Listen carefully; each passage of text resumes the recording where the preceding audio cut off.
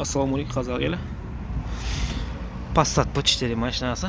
Алдында баллоны жарылып қалды. Сонымен дөңгелек қараңыздар, міне алынбай жатыр.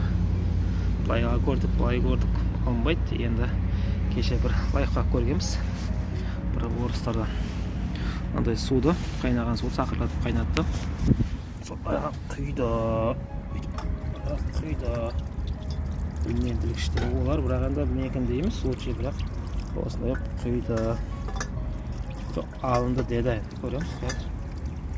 Осылар кетіп көрейік. Не болса, ол болсын.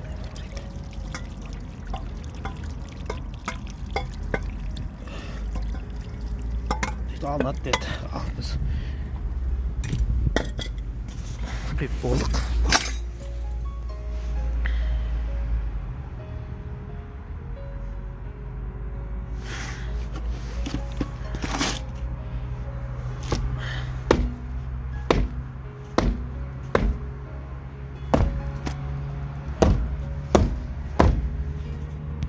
Жаңа біз суды құйып көрдік.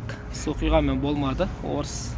Орыстан айтқаны келмеді. Тектікті тек куб алмырған жоқ. Осының арада әлі алынбай жатыр. Сонымен енді қазір мына жақта танкратты съемник ретінде қолды. Съемник болмай тұр, бізден араға қойып съемникпен алатындай. Енді танкратты съемник ретінде қолданып, мына жақтан мына 2-3 сым үзіліп қалды. Қазір мына жақтан шынжыр. Яқтан енді удапка, сосын астынан кәдімгі двойнесі.